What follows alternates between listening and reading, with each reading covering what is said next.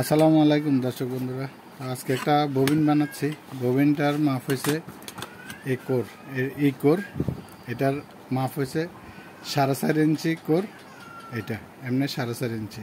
তো 4.5 ইঞ্চি কোরের ববিনের মাপ আমি বানাবো 3 ইঞ্চি ফিটনেস। তো মাঝখানেরটা আমাদের হচ্ছে 1.5, আর এটার ফিটনেস হবে যেটা স্ট্রাকচার বলে ওইটা হবে 3 ইঞ্চি। তো আমি এখান থেকে ফাইবারটা কাটিয়ে নিছি, কাটিয়ে আমি এটার মাপ দিয়ে দাগও করে নিছি।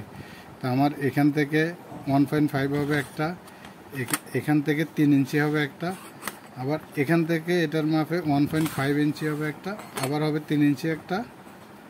এরপরে আমার এখানে এটা কাটি ফেলবো আমি। তাহলে আমার 1.5 একটা, দুইটা 1.5 দুইটা হবে, আর 3 ইঞ্চি মাপের দুইটা হবে। তো আমি এটা মাপ দিয়ে দাগ দিয়ে কেটে ফেলছি। তো এটা এভাবে হবে, আমার ববিনটা হবে এরকম, এটা হবে এরকম। তো আমি এখান থেকে সাইডের এটা রাখবো, মাঝখানে এটা কাটি ফেলাবো। এটা যদি না কাটি তাহলে আমাদের এটা 3 ইঞ্চি থেকে একটু কম হবে, আর যদি এটা ফালাই দিই এটা রাখি তাহলে আমাদের বরাবর 3 ইঞ্চি হবে। তাহলে আমি এটা কেটে ফেলে দেব। তো দর্শক বন্ধুরা, আমাদের কোরের সাইজটা সবসময় এরকম হবে, দেখা যাচ্ছে কিনা জানি না। কোরটা এভাবে ঢুকবে।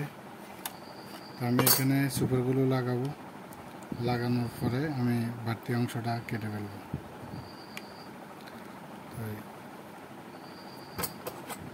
আমি লাগানোর আগে আবার মাপ দিয়ে দেখছি। আমাদের এটা ঠিক আছে।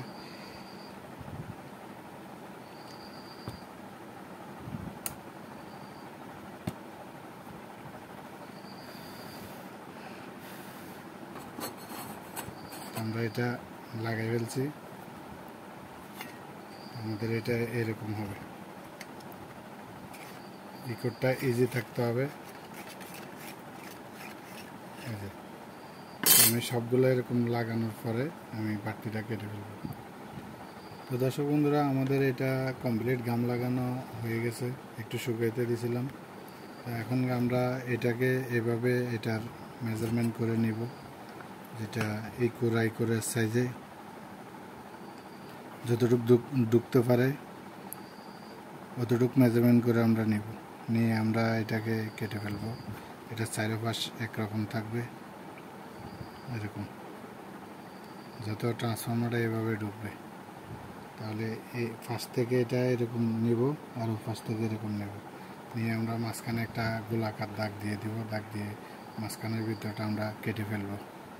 তো সাথে থাকেন দর্শক বন্ধুরা। আমাদের এটা এভাবে করে কাটতে হবে, কাটিবে মাঝখানের এটা ফালাই দেব। ফালাই দেওয়ার পরে আমাদের এটা এভাবে এটার ভিতরে ঢুকে যাবে।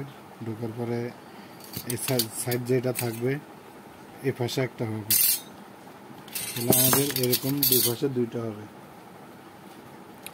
দুই পাশে দুইটা হবে, দোনোটা এরকম করে ঢুকবে এরকম। তো আমাদের এখান দিয়ে যখন এটা হলে যাবে এটাতে কোড ঢুকবে,